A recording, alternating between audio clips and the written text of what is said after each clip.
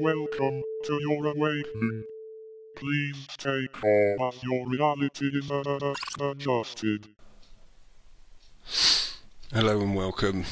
Yes, this is Virtual Shamanizing with me, but I think this evening it is going to be the hairy goat-legged monster that is presenting rather than the usual mask.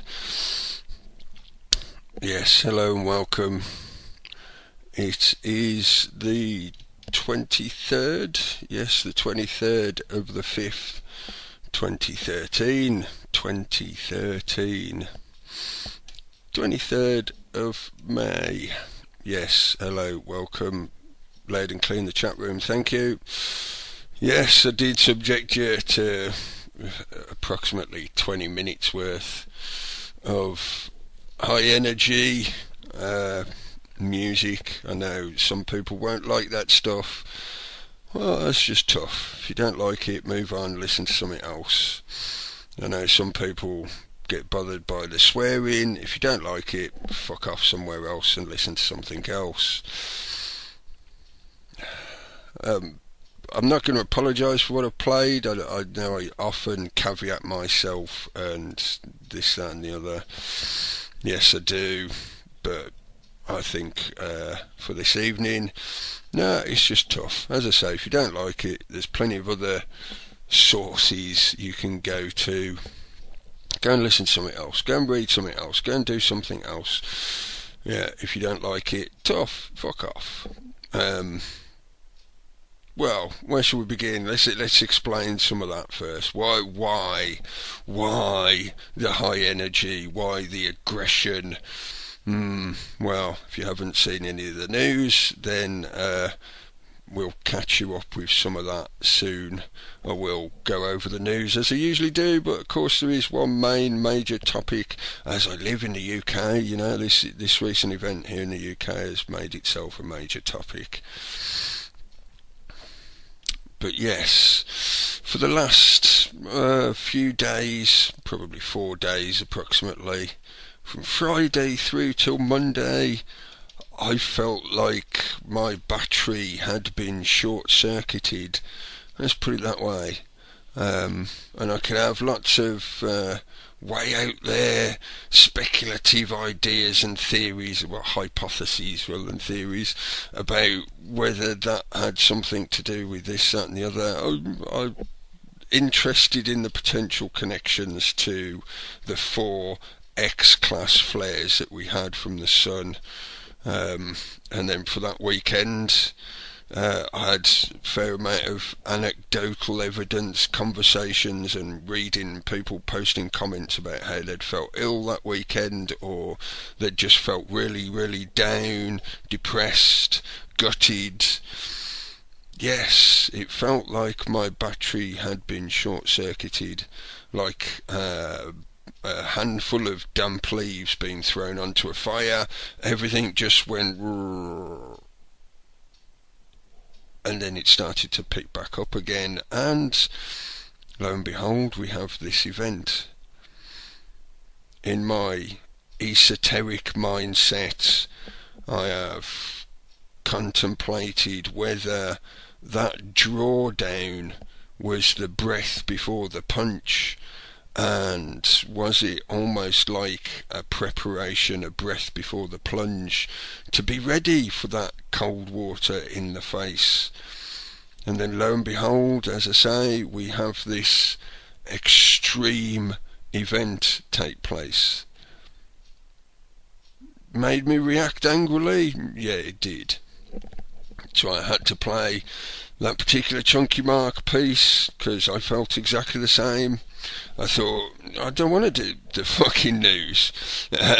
How much do people want to say about this shit? But unfortunately, as the independent media is at the moment, and has been infected for the recent years, which we've talked about before, and we'll get to and go over soon enough. Patience.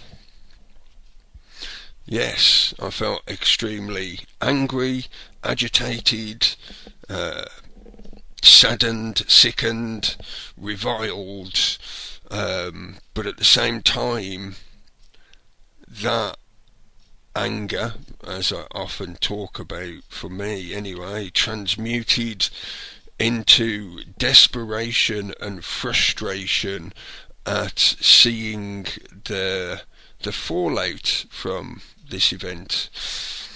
Yes, have I said enough about introduction so far? Yeah, I've told you what the date is, just in case you've forgotten, if you don't happen to be near a calendar to look at it. And also to timestamp this particular episode. And yes, for those people that are listening, whether you're in the chat room or not, whether you listen to this at a later date or live or whatever, for those people that like to link in to soak up whatever might be within this environment and then cart it off somewhere else.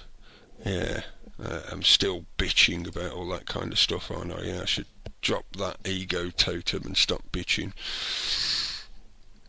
Maybe that's just a side effect from that aggression. Yes, transmuted to try and filter through and cogitate on the information as it was coming out and the conversations that were going on revolving around that event.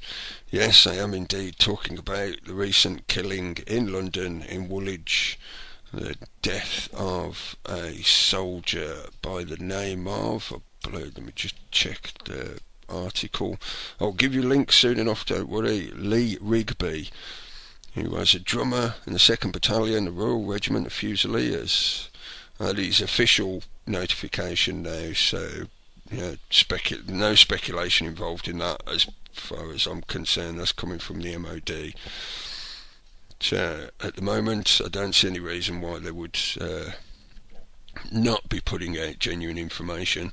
But unfortunately, as I say, the independent media, the way it is at the moment, the alternative media, whatever particular label or box you want to put on it, in it, or push it into, whatever. Yeah, just almost instantly, I caught on to this event as breaking news at about 3 p.m. in the afternoon yesterday. So I wasn't too far behind it as a breaking event, as it were, even though that's no claim to fame or kudos or whatever. I'm just trying to lay out a timeline. And literally within an hour of it happening, I was seeing people post comments about how it's fake, it's a false flag, it's not real, it's all Hollywood, it's actors, it's crisis actors, it's fake blood, there is no blood, and blah blah blah blah blah.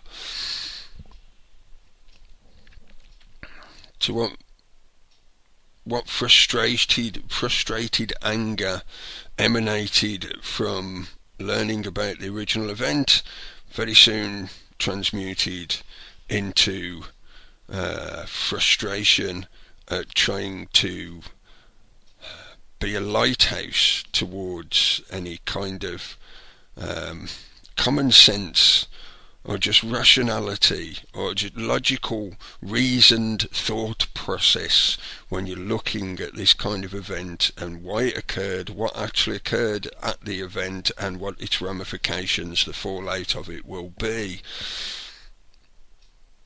Yeah, within a few hours you had the EDL, for one, calling people onto the streets, demanding action, shouting for action, banging the war drums. One question I got for all these super rock hard men, these super hard men who like to wear balaclavas to disguise themselves so that they commit acts of violence and aggression and destruction without being identified. I'd like to ask them, why aren't they over on the front lines? Why haven't they signed up for the army? If they're so hard, if they're such rock-hard men who are determined to defend England, defend Britain, then why the fuck aren't you over on the front line, putting your balls where your mouth is?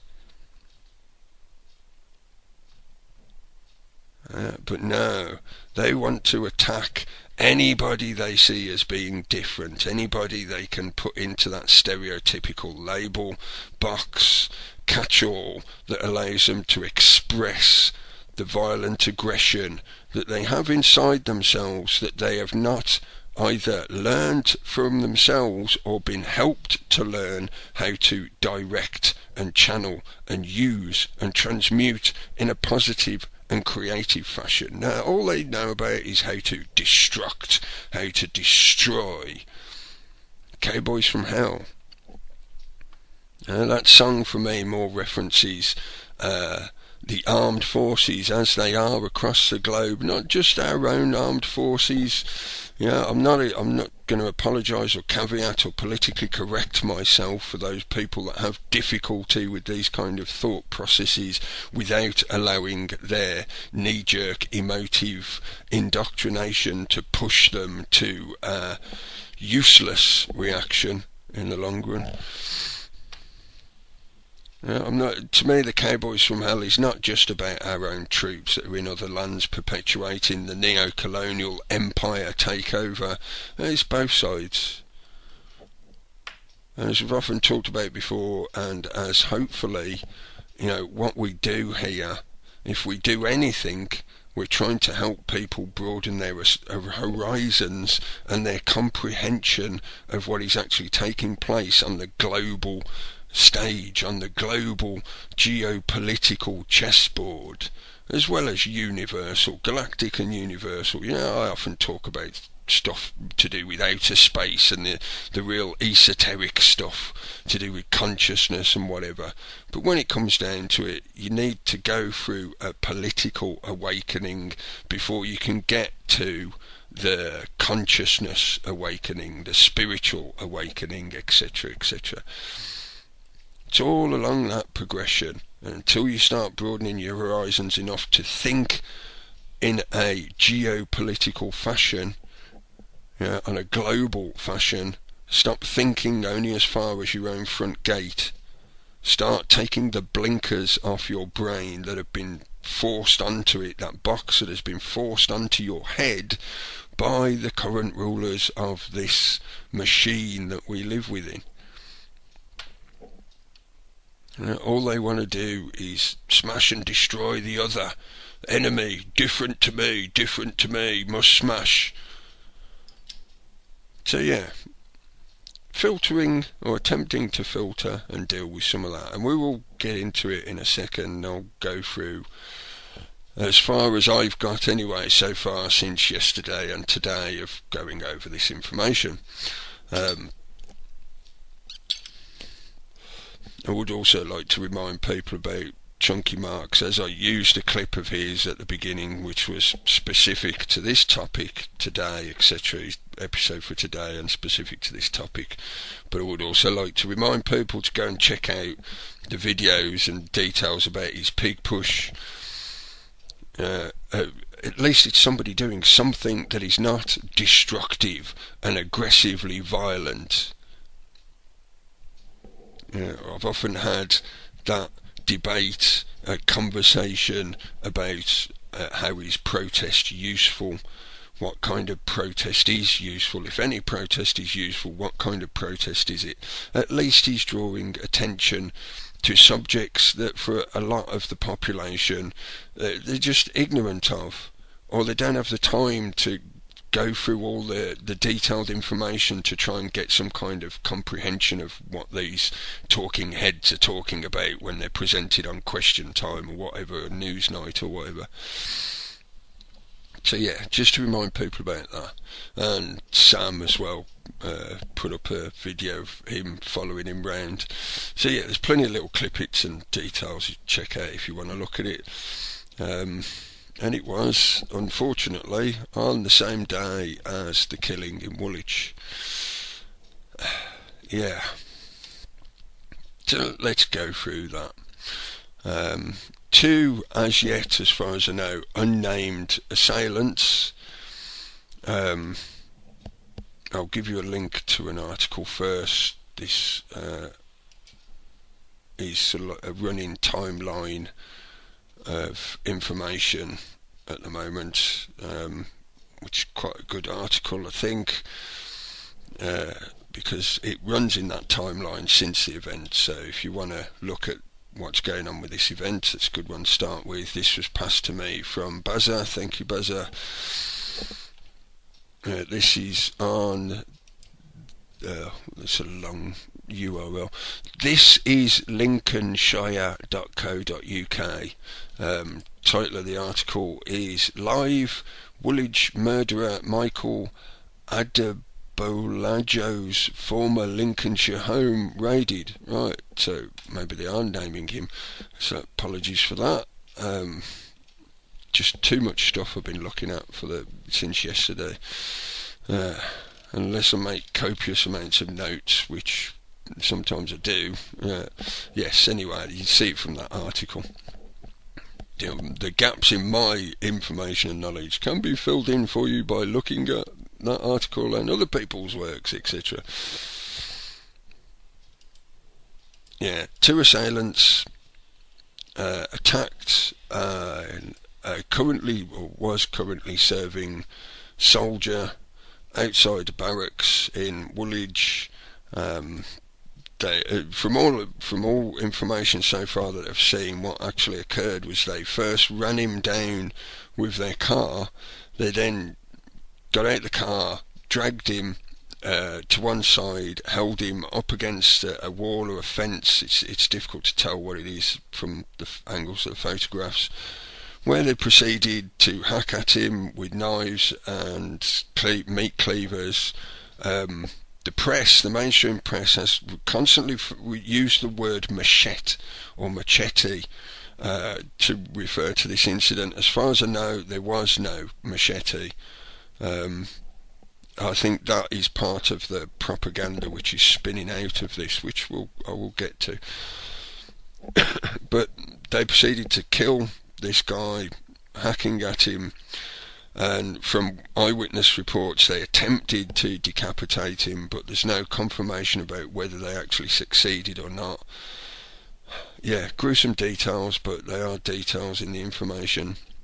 They then proceeded to drag his dead body into the middle of the road, and they then hung around and talked to passers-by and asked passers-by to film them with their camera phones or whatever, to film them, to document it. So that's basically it in a nutshell. I think it was about 20-25 minutes later that the armed police turned up, and I think it was a female police officer supposedly that shot them.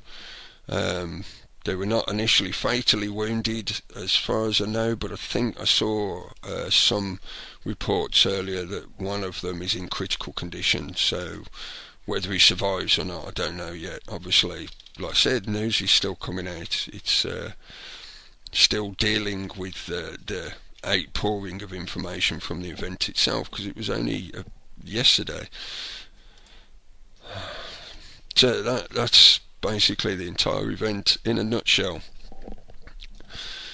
Now, for most of yesterday and today, I have been, as I say, filtering through that information and piecing together what I could and keeping an eye on the general conversation and the stuff that people are putting out.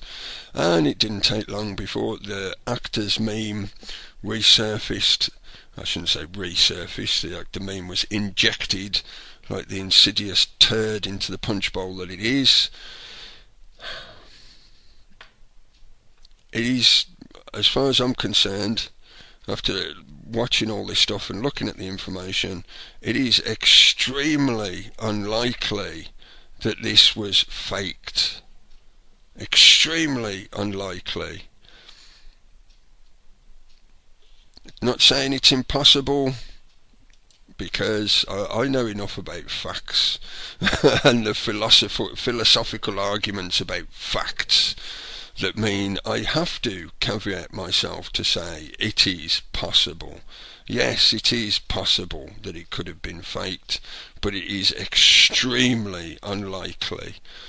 And we'll go through some of those reasons, because obviously, as I say, there's quite a few people out there that are still falling for the punji trap snare that is the actor's meme. Now, I had been planning to talk quite a fair bit about this, but then Paul Joseph Watson uploaded a video on his own channel, which is the Prison Planet Live channel. I call it his own channel because to all intents and purposes he runs it, he's the one that posts to it, even though it's linked to InfoWars and whatever. And if you have some kind of problem or stigma with me using that kind of information, tough, fuck off somewhere else and listen to somebody else. If my particular form of nonconformity does not conform to your desired type of nonconformity, then fuck off and find some other nonconformists that do suit your type of nonconformity. Yeah. Sorry, so I'm multitasking while ranting, trying to find you the link for that particular video that I'm referencing. Drop it in the chat room, multitask more. There you go. Yeah, you'll find this on Prison Planet Live, is the channel name on YouTube. And when I say YouTube, you should by now hopefully understand that I mean youtube.com, because it is owned by Google. YouTube, yeah, whatever. Title of it was The Woolwich Attack a Hoax? And I think he goes through a few of the points that the hoaxer claimants have tried to put forward as claims for it being a hoax, actors, false flag, meme, and he debunks them, strips them apart, and points out how they're just not true, they're not factual. They are just ridiculous speculation. As I've argued before, we need speculation, but you put your hypothesis forward, it is then tested, and if it fails the test, you throw it out. So it's no good just constantly shouting, it's actors, it's actors, it's actors. Constantly repeating a falsehood does not make it true. There was a video which is included in Paul Joseph Watson's debunking video. There was a video clip circulating supposedly claiming that the attacker who did this little interview speech to camera did not have blood on his hands. And yet, as literally the moment I started watching it, as I say, I've been watching this stuff to filter through this information. The moment I started watching it, straight away I noticed that the red lines were not red, they were orange. There are other visual clues within that picture, such as what looks to be a hazard warning label on the bumper of a truck in the background, which is quite obviously orange when it should be red. It's red in the original video.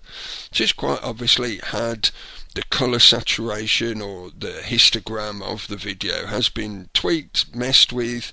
They've reduced the amount of red saturation such that it looks like there's no blood on the guy's hand.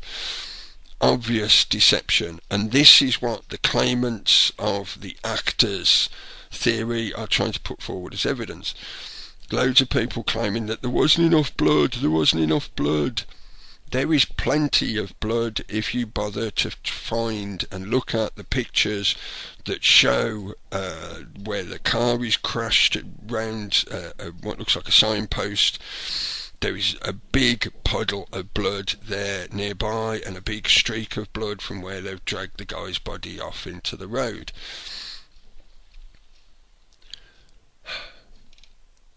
One of the other main points that has been thrown forward by the actor meme claimants is that all the passers-by are just standing around watching.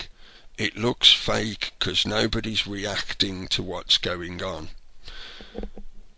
Some people did react. Again, if you bother to spend the time to look at the footage and look at the pictures, people did approach the attackers. Plenty of eyewitnesses have said that originally they thought it was just a car accident and that the two guys jumped out to help the person that they'd hit with their car, and on it goes. There were people who approached them and attempted to talk to them. By the time the event was done and over with, i.e.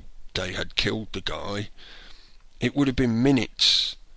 And unless you are used to that kind of environment of incident, you would not have reacted within time. Most people, the majority of people, probably would have took a few minutes to even start to comprehend what they'd just seen happen. This is where I go back to what I talked about before a few shows ago about the whole actors meme, bringing a sense of unreality deliberately. We're living in a generation of TV people.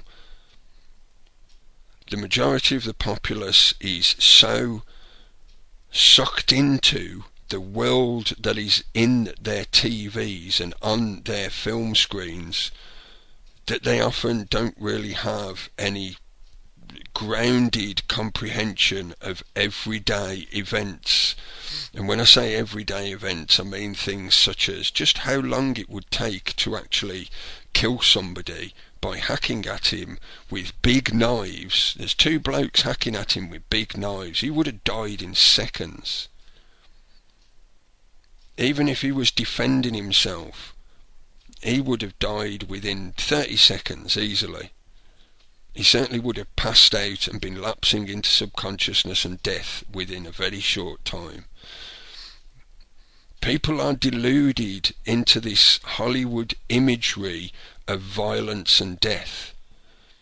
They think that whenever you punch somebody, there is spurting gouts of blood that spray all over the camera, and there's literally going to be gallons of it everywhere, because that's what Hollywood presents to them as that's what death is like.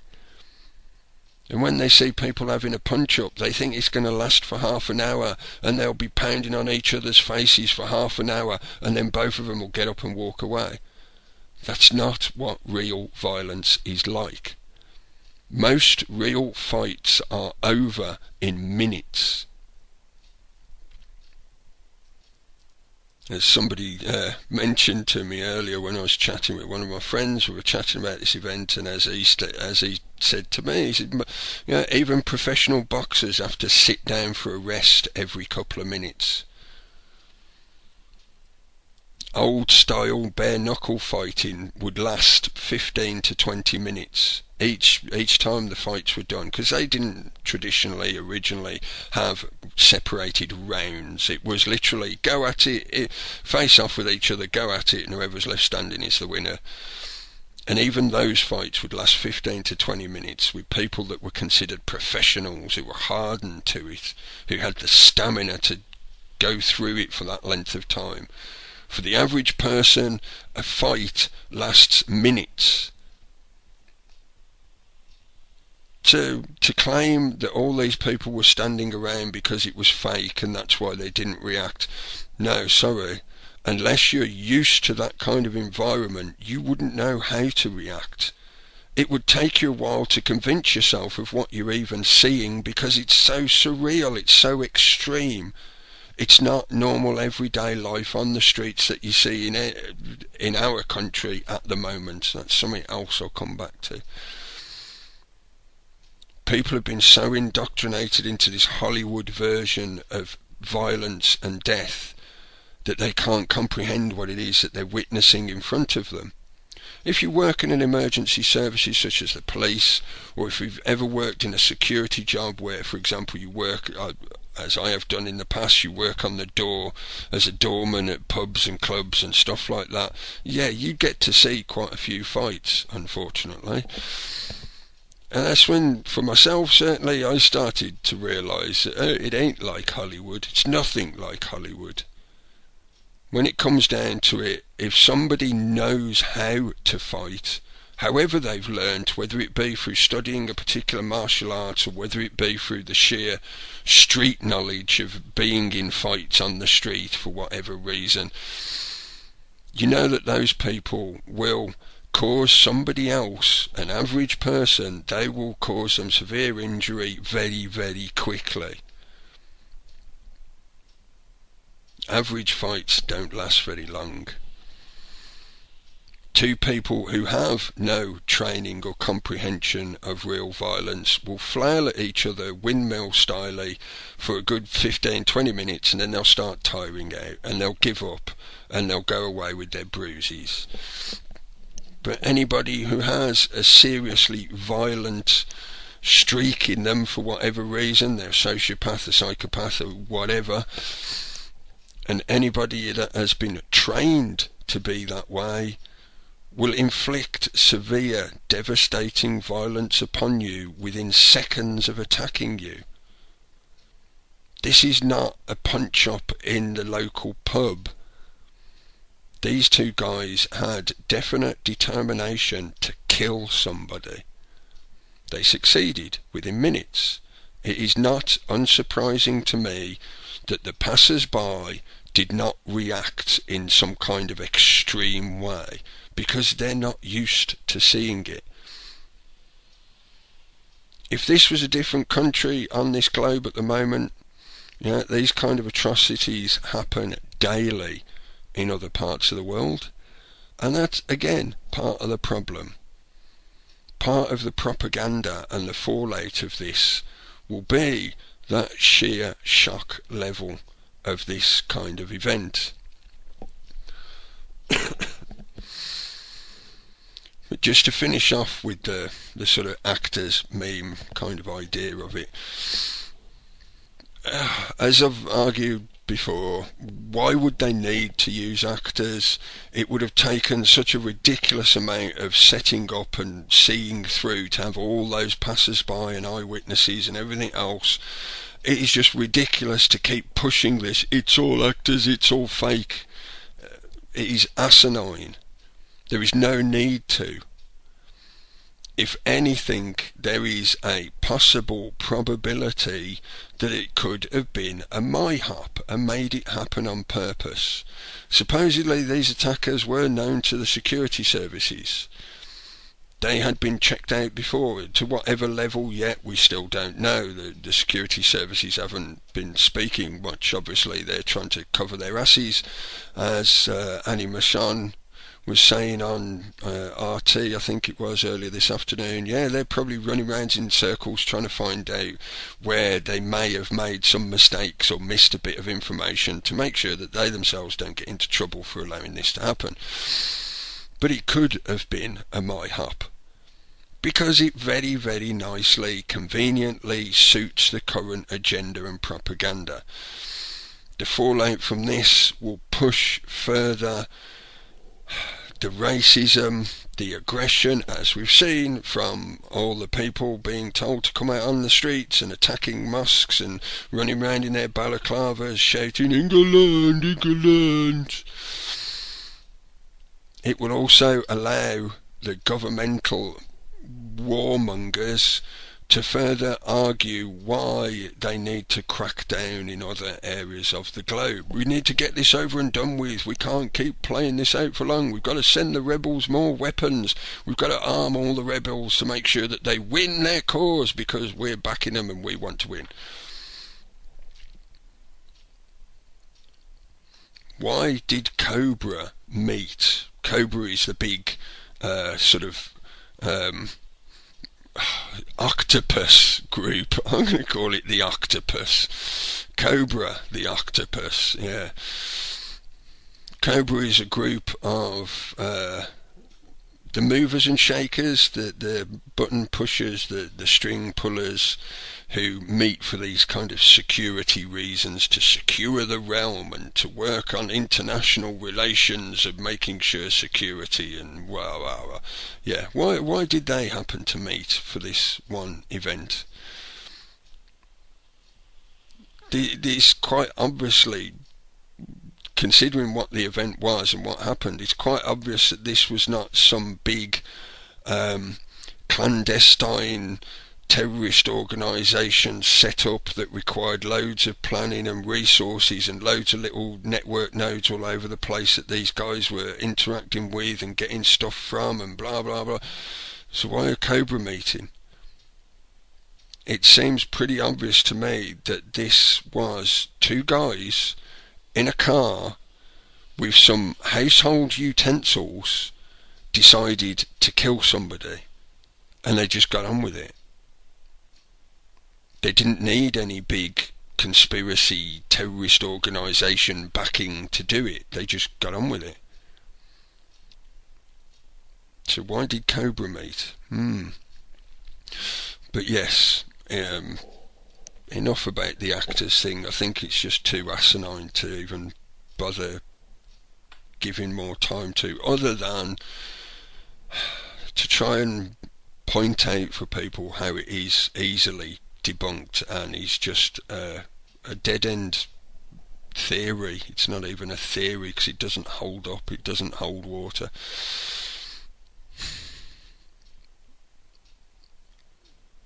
To approach the possibility of it being a my-hop. My-hop means made it happen on purpose. As I say, these two attackers were supposedly known to the secret services. It does then leave that open to the potential possibility of a Gladio-style setup where these guys were radicalised and propagandised and pushed and nudged towards taking such an extreme and violent action. Yes, it's possible, but as far as I'm concerned, I feel it's still only a possibility. It's too early yet to find any kind of paper trail to such a possibility. Plus, and this is the other point that I wanted to add in on, and I'll lead this into the main point, hopefully, if I get there while I'm rambling round and round.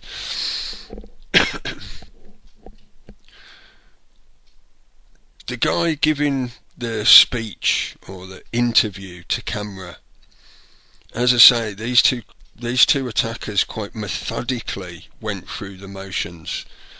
They'd already this was most definitely a predetermined action. They knew what they were going to do. It wasn't just a random fight occurred because he called his mum big and fat or anything like that. No, they decided they wanted to find somebody who represented the state aggression that is occurring in their own countries, as he clearly himself states, and they wanted to kill that person as an example. As I say, very nicely and conveniently weaves into the current agenda and propaganda. But this is what this guy did, and he clearly states that to camera. Why is it they stood around and waited and spoke to witnesses and asked themselves to be recorded? Because they had full comprehension of the tool that is the interwebs, the social media, even the mainstream media propagandizing ability of this event. It's exactly what they wanted. I call it the Judas option. And I need to explain that, I feel, a little bit, just in case people might misinterpret what I mean by it. In the stories in the Bible, and please, I am not a Christian, but I have read the Bible several times. In the stories in the Bible, Judas is presented as, Judas Iscariot. He's the horrible, nasty man who twittered on the Jesus and got him killed. He's the snitch. He's the nasty snitch who sold out our Lord and Saviour for 30 pieces of silver.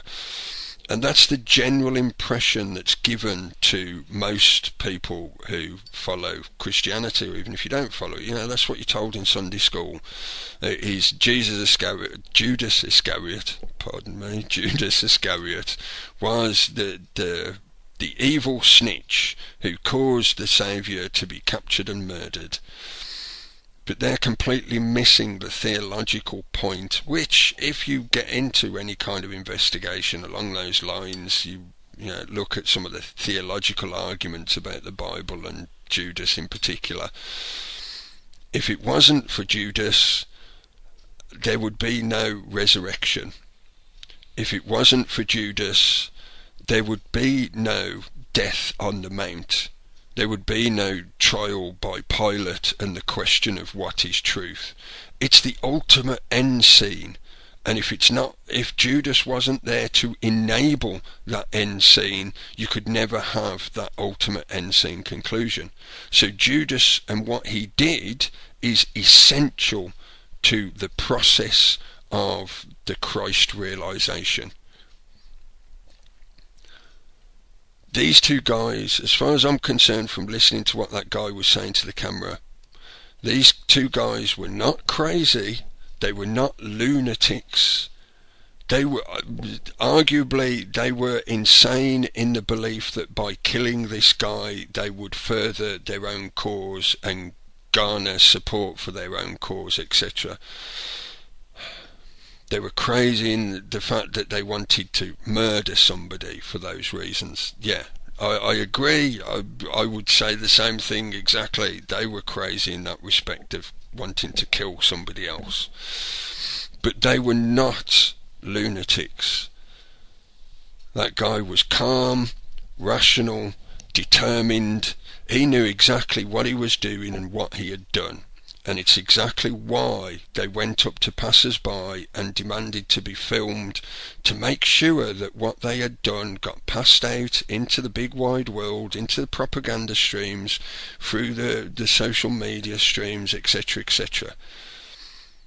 They were laying themselves down as martyrs for their cause. That's the way they see it. That's that jihadist mindset. And I know that for some people they may think that I'm now talking just like the mainstream, just like the establishment. That's what they say about these crazy people, these crazy jihadists. As again, reiterating, as it seems to have to be done repeatedly again and again and again, there are real terrorists in the world. Not everything is a conspiracy theory. Not everything is faked. There are people who, for whatever reasoning and however it happens to them, they get to a point where they think that is their only option and they carry out such acts. Whether they have been brainwashed by others or indoctrinated by others, etc., etc., that's in the context of information of when you start finding out about them, their lives, etc., what may have driven them to such events. But this guy was in full comprehension of what he was doing, and he had chosen, as I call it, the Judas option. He knew he was going to get taken down. That's why they waited for the police to turn up. From the eyewitness reports, when the police turned up, the two guys just walked towards them. They didn't act aggressively, they didn't charge the police, they didn't wave their weapons around, even though one of them supposedly had a revolver. They didn't take aim at the police and shoot or anything like that. No, they just walked towards the police, because they knew they were either going to get suicided by the police or they were going to be arrested and taken away. Their job was still done. They'd still martyred themselves in one way or another. Obviously, a true jihadist would want to be killed, which is why potentially I say, they could have attempted suicide by cop. But they knew exactly what they were doing. If anything, even though in no way do I condone what they've done, because as I again reiterating constantly, for these people that get stuck in their emotive jerk-offs, I can comprehend some of the rationality of why they chose to do something the way they did. They chose one person, they killed one person. They didn't set off a bomb that slaughtered hundreds, as is happening in other countries. In Iraq, there have been a series of bombs yesterday that killed 90 plus people. No, they chose one person. They did the deed, and then they stopped, and they waited to be picked up and taken away. Now, we could, as I've said earlier, we could say that that would point towards something like a MyHop or a Gladio style setup. Yes, it could, but until more information comes out along that line, I'm sticking to the main body of evidence, which to me points that these guys were, for whatever reason, doing this of their own volition because they felt justified in doing it, as retribution, as a warning, as shock terrorism, to try and drive home for people in this country what daily life is like for hundreds and thousands and millions of other people across the planet. Just because it doesn't happen every day on your streets, it's easy to forget and fall into that complacent, deluded little bubble of I'm all right, Jack, it doesn't matter what happens on the other side of the globe. They did this for full-on shock value. It could easily be described, to my knowledge off the top of my head anyway, without doing any kind of research into it, as one of the most shocking murders for many years here in the UK.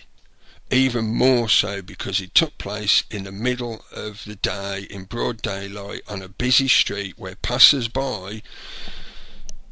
One of the claims of it being faked is because there's a little old lady who, while the guy is giving his speech to the camera, there's a little old lady who comes towards the camera, and then in some footage, the footage then is edited until she's gone past the camera.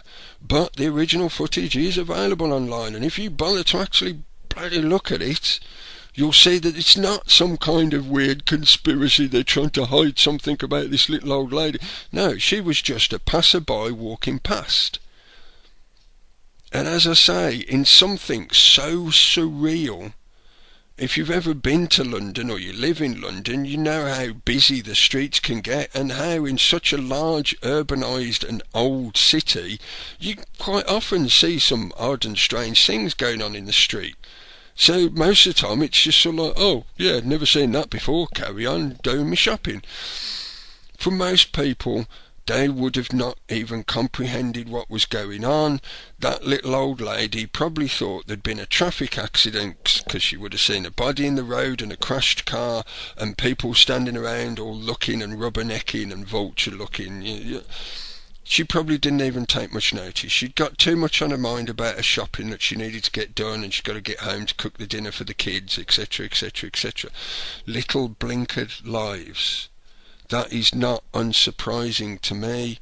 That is not something that had to be fake, had to be a crisis actor. Such ridiculous claims, anyway. The shock value of this event was done deliberately, was chosen deliberately. Again, these guys had full comprehension of what they were doing.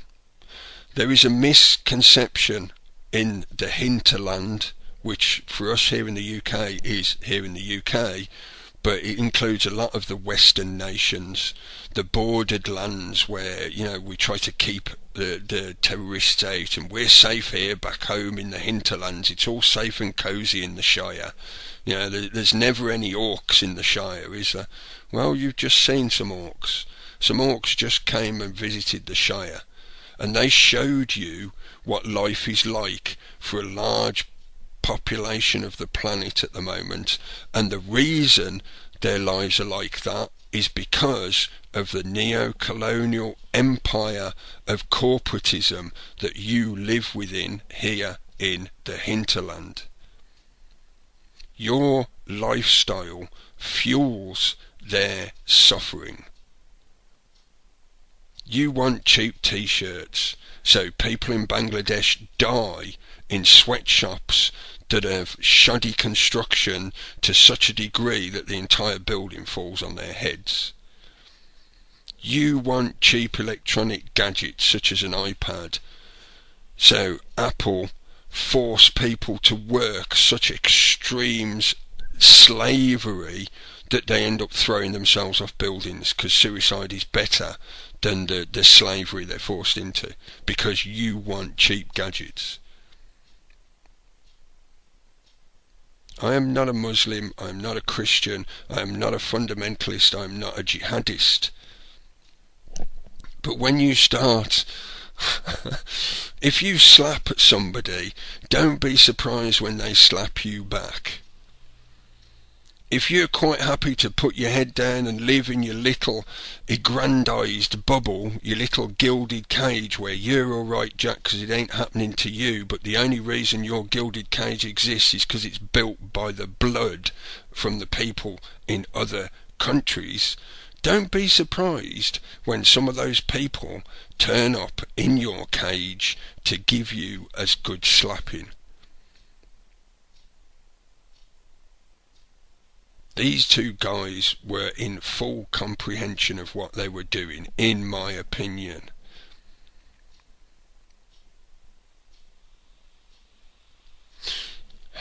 Let's take a break from my ranting, as she usually says on Breaking the Set. That'll be Martin, isn't it? I will give you a couple more links in the chat room. This one is off Mox News. He put up a few clips from the BBC World News talking about this particular event. This is more just for context and information for those of you that are looking at this event and want a bit more, info and detail and whatever. As I say, this is just clips from BBC World News, which includes the little speech that Cameron gave outside 10 Downing Street. Did I give you the Paul Joseph Watson debunked clip? I'm not sure if I did, so I'll clip it again and go and do more quicker multitasking. There's so much more I could say about this event and the fallout that will come from it. As we've already seen, the push towards rioting in the streets by groups such as the EDL. It's not just the EDL. There's any old racist will take this as an excuse to start attacking others or just being violent or whatever. There's going to be a lot of fallout from this. As I say, I fully acknowledge the possibilities that this just also conveniently adds into the agenda of what is going on at the moment, the push towards that clash of civilizations, the race war that the EDL are so slavering at the bit to get started.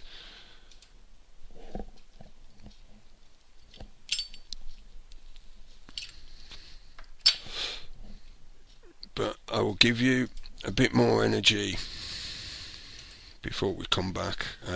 As per usual, I've ranted far more than I intended to, so we will shift and change a couple of bits to save time. Could play that another time.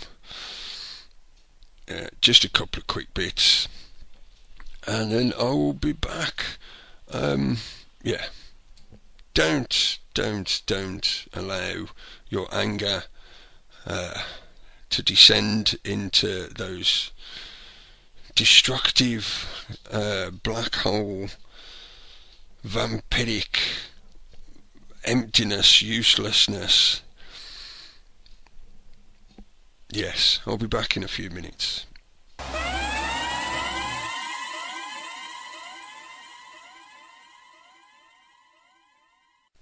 Hello and welcome back. Hopefully you can hear me again okay. Yeah, that was just a quick break. Play a classic. I didn't name the tracks I played earlier.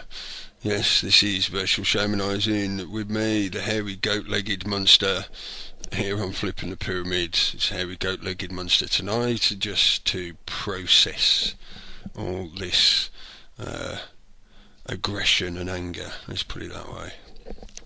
This higher energy, this dragon, this dragon that was sent to us by the sun.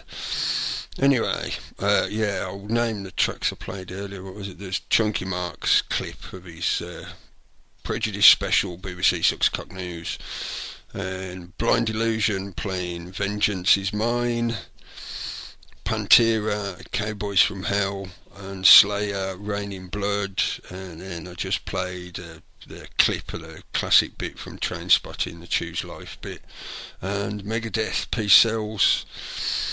Yes, are you buying? As Stop the Rot nicely put in the chat room a few minutes ago, I was just catching up on the chat while I was in that music break. Yeah, the guy was wearing a Help for Heroes t-shirt. I think it might be worth us all getting Help the Victims of War t-shirt. Yeah, I have a lot of respect for anyone who puts their own life in line of danger to protect other innocents. I have no respect whatsoever for any aggressive idiot who perpetuates the consumer-fueled death machine of this industrial oil war gov system that we're stuck with.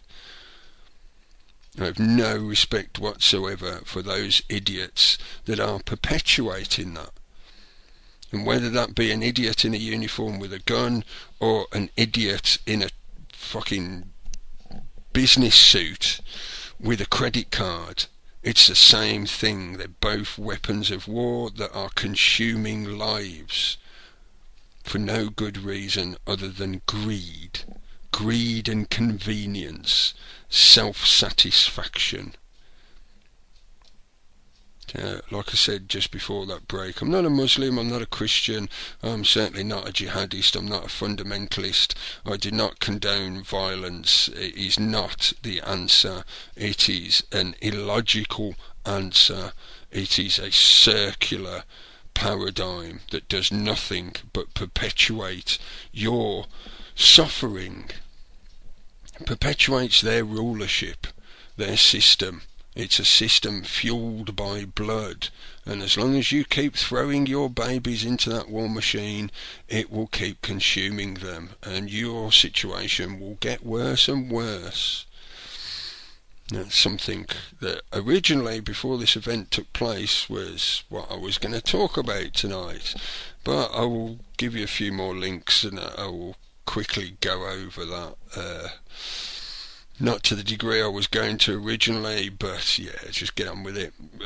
Other news, things in other news. You know, remember as well, the mainstream media cycle, as I said earlier, they're using this very conveniently for their propaganda.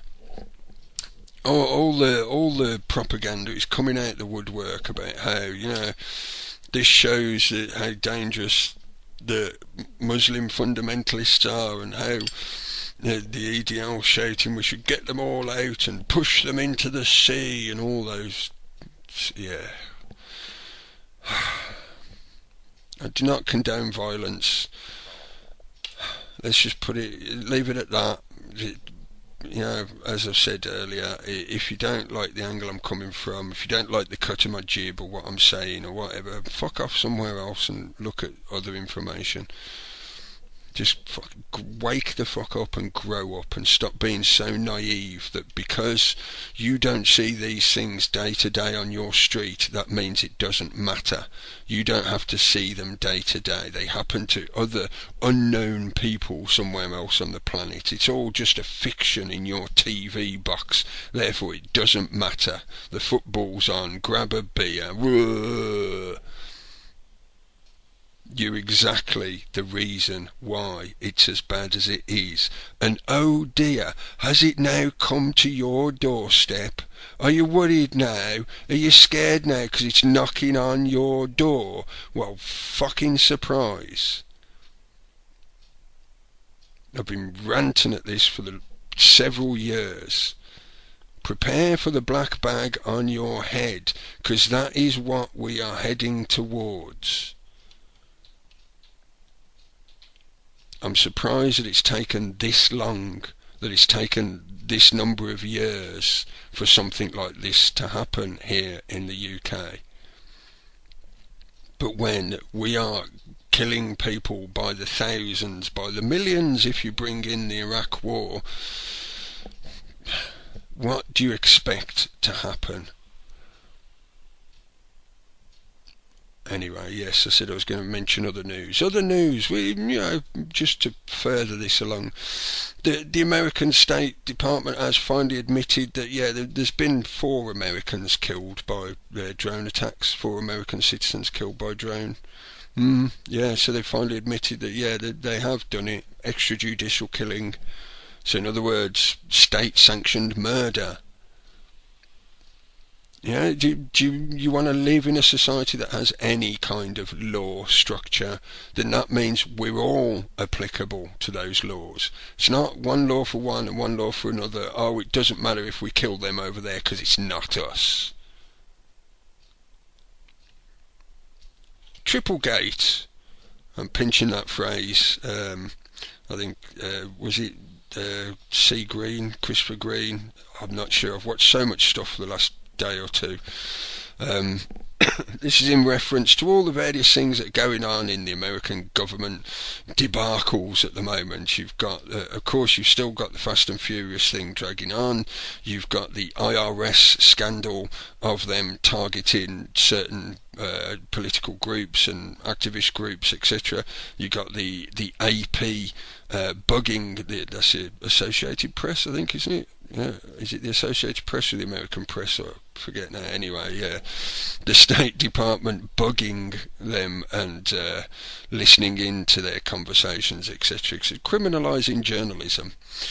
So, yeah, Triplegate, and that's just those three events. There's lots of other stuff that you could bring into it as well, such as the extrajudicial kill list. And just to further add in to this crazy whirlpool of what is going on at the moment, one of the Boston bombing suspects, this was a guy who was supposedly connected with the two brothers, was killed by an FBI agent during questioning. Supposedly he got a bit violent, so the FBI agent shot him dead. Yes, just so many questions around that. Yeah. Let's carry on. Even stranger, this one today. 2 FBI agents who arrested, I think it's Joker, are now dead. They fell out of a helicopter. What? Yeah, you heard me. They fell out of a helicopter. Right, okay. And, I know there's loads and loads and loads of news I could talk about, but just trying to stick with current events and ongoing events. The riots at the moment in Stockholm. I saw headlines of Stockholm is burning. And this again is people feeling in deprivation, rioting. Whether they truly are in deprivation, I know it's a whole big can of worms to open when you start looking at the context of that, those events and the subject matters involved, etc. It's all a bit sort of like, why are you rioting? You got one of the best welfare systems in Europe. Why? But of course it goes much deeper than that. It has geopolitical links and connections and threads, because you are living in a globalized world. You have to get those blinkers off your eyes and start thinking and seeing globally.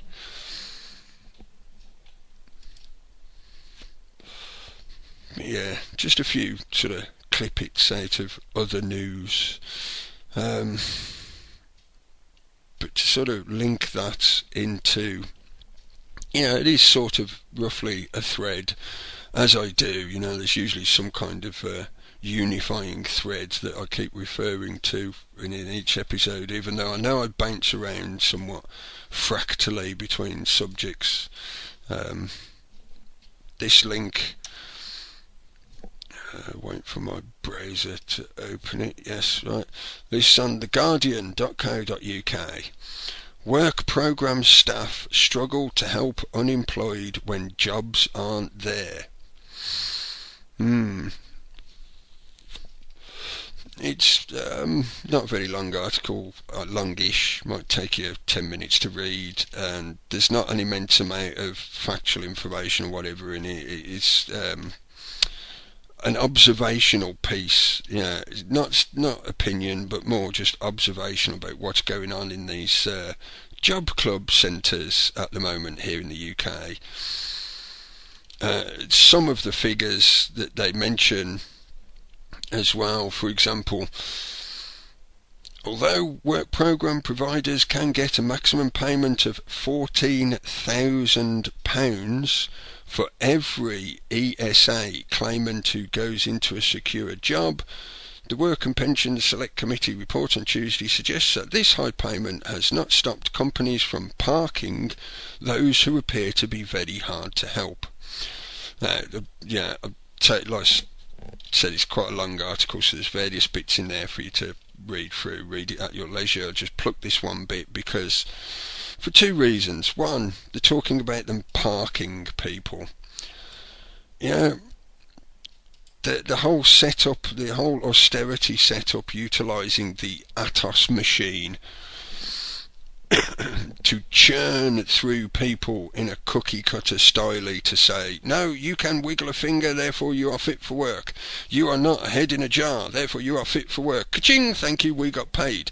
Oh, you passed your appeal, did you? Oh, well done. Ka-ching, we got paid. Oh, we're sending you in for another test. Ka-ching, we got paid. We got paid. We got paid. The Atos machine that is vacuuming taxpayers' money out of your economy. You know, they send people to these job club centres, these agencies, private companies, remember? Not controlled by the government, really, only controlled by incentive of taxpayers' money. Ooh, let's see them slavering at the lips to get their hands, their little piggy fingers on that pot of money. But if they think they can't help you into a job, if they think it's unlikely that you're going to get a job because they themselves can see that you are ill, that you're not fit for work, that Atos is just a useless milking machine that it is, they park you. So in other words, they have you come to these centres and go through the motions of, you know, signing the register and doing job searches and all that kind of stuff that you have to do at these centres, and, you know, listening to lectures about your interview technique and how you should wear a tie or all that good old stuff, you know. But they don't really have any intention of making any serious effort to help you get a job. They just park you there because they actually get paid for every person that is on their books. Every person that walks through their door is paying their wages. So whether they get you into a job or not, doesn't matter. You're on their books, so they'll just park you. They'll leave you there. Whereas for those star pupils who do have a good likelihood of getting into a job, yeah, they'll throw all their effort into helping you get a job because they get £14,000 because you get into a job. The annual job seekers benefit rate in this country works out at about £4,000. It's a bit less than that, I think, isn't it? Per year, per annum.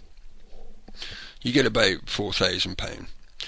I tell you what, government, you give me £14,000 and I will happily every day go outside around my house and help clean up my neighbourhood and chat with my neighbours and make sure they're getting on okay, and see if there's any elderly neighbours who might need help getting shopping, or maybe their heating isn't working properly, they need somebody to restart their boiler. You know, I'll quite happily do all that kind of stuff for £14,000 a year. There you go, job done. I've got a job and you've just saved money because you're no longer having to feed it into these private companies. Do they do that? No. Why is that? Because this is a giant quango. It is not austerity, it is not a recession, it is a premeditated robbery. They are siphoning off the taxpayers' money and putting it in their own pockets and the pockets of their mates and whoever else wants to play the scratch my ass routine. But that article, like I said, interesting observation piece about, you know, they're referencing just one of these job clubs, one in Hull. But I can tell you from experience of going to one myself in, you know, very recent, you know, the current that I am going through this whole process. So yeah, I can say that is exactly what they're like. And yeah, I've got general knowledge that yeah, they get paid £14,000 for people that they get into a job. This doesn't even really go into the whole situation about workfare, people being forced into work for their benefits, etc., etc. This is just on the slightly optimistic and rosy-tinted side of, oh, we've got these lovely little job companies that are helping people to find work, and they're helping our economy. The other link I'll give you, because it does all tie together. Trust me, I'm a doctor. I'm not, honest. I'm not a doctor. This one is in the Express. I got this from watching one of the UK columns daily updates the other day, so thanks to them for making me aware of it. On the express.co.uk, welcome to the benefit ghettos where the majority live on state handouts. As you might expect from a title such as that, this is not exactly a positive article. Certainly not rose tinted.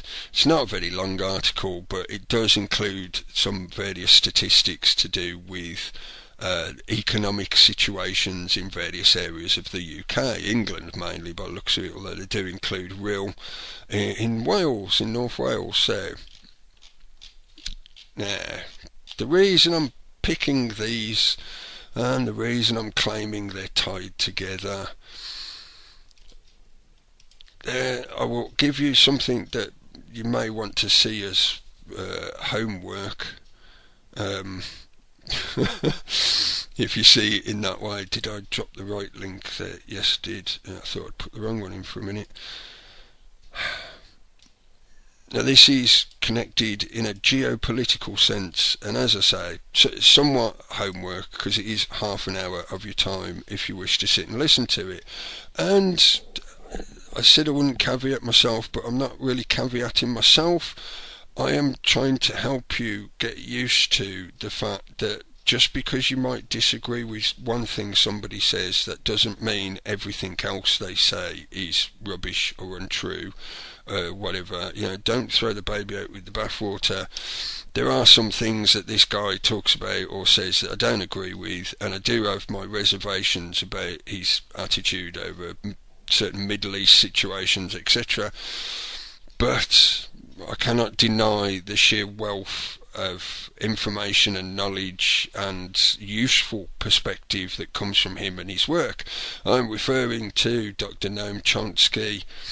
This is the latest, sorry, it wouldn't be the latest, this is yesterday's episode of Breaking the Set on RT, episode 169. Dr. Noam Chomsky breaks the set on war, imperialism and propaganda. Now, by the title, you might guess why I'm linking that in. Because it adds into that perspective of seeing the geopolitical effects of, because we're over there stomping all over them, that's why all of a sudden they're turning up here and having a go back at us. Broaden your horizons. So if you're willing to expend the half an hour requires to watch what he's got to say. And the other bit I'll give you, which is more requires a longer attention span, because you're talking hour and a half. This is a lecture based on her book, which I would highly recommend if you haven't seen this lecture or you don't have the book, haven't read it, whatever. Naomi Klein, The Shock Doctrine, The Rise of Disaster Capitalism. I've just got the link there, that's on YouTube, so you can still find it on YouTube. If you're willing to expend, let's say, approximately 90 minutes to watch it, there is a wealth of information there, which again, to further broaden your horizons and help you visualise, to see and to perceive that geopolitical grand chessboard, and to hopefully get some kind of comprehension of why there are these kind of events going on across the planet and what exactly is driving them.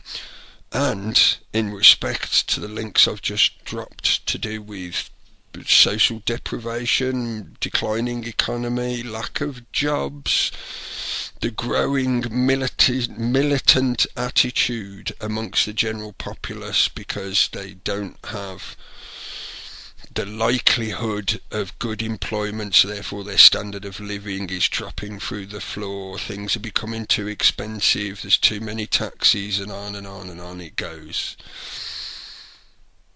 They are deliberately self-destructing these countries, these systems. This is disaster capitalism gone rampant. It's in full bore flow. Now it's coming back.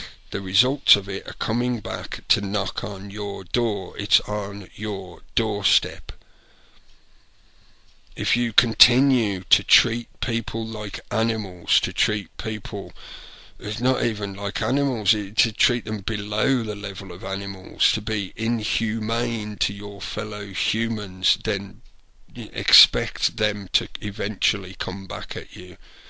Because when people have got nothing, they've got nothing else to lose, and they will just lose it. They will snap and they will start attacking you, even if they're in full knowledge that they will die in the process. They won't care, they'll just do it. That's what drives suicide bombers. They've gone beyond hope. They don't see any other conclusion or solution other than attempting to attack the enemy in any way they can, to try and stop the continuing expansion of that global war machine. Like I said, you want cheap clothes? It costs the lives of other people in other countries. You want cheap gadgets? It costs the lives of other people in other countries. There was a bombing today in the Niger on a uranium mine. I do believe it was a French-owned uranium mine. What do you use uranium for? What's going on in Africa at the moment? The spread of Afrikaans, the spread of the drone war machine, on and on and on it goes. When is enough enough? When, is the world not crazy enough as it is, that we have to put crazy people in charge just to make sure it gets even crazier? Well, I've ranted at you quite severely this evening. Thank you for listening. If you have, thank you for those of you who turned up in the chat room. Good to see you in there. Thank you to the guys who've been working on the website. They've been putting in a lot of time and effort to get it up and running, etc. Thank you again. Thank you for listening. Thank you for caring. Thank you for being bothered to listen and look at this information and consider it, and maybe, transmute it for yourselves and pass it on. Yeah, it's the only way we're gonna redirect this careening train that is rapidly going off the rails. Keep talking, keep debating, keep conversing, I should say. Don't let it become an aggressive ego debate.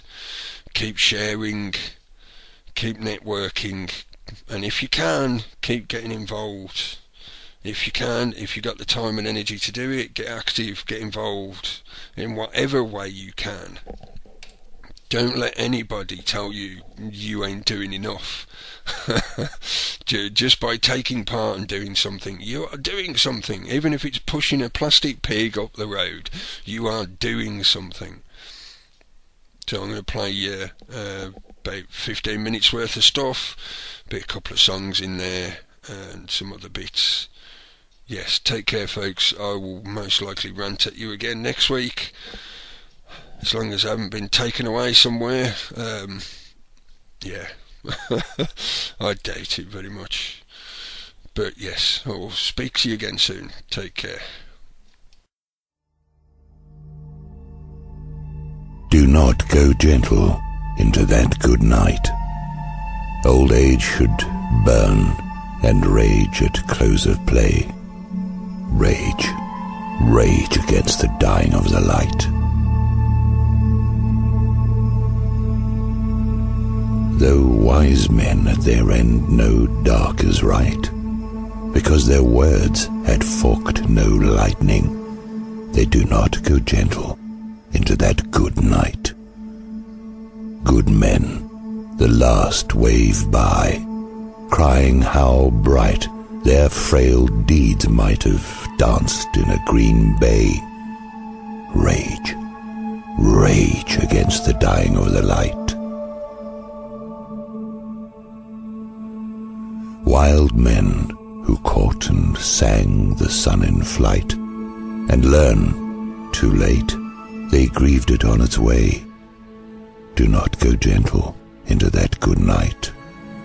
Grave men near death, who see with blinding sight blind eyes could blaze like meteors and be gay. Rage, rage against the dying of the light. And you, my father, there on the sad height, curse, bless me now with your fierce tears, I pray. Do not go gentle into that good night. Rage, rage against the dying of the light.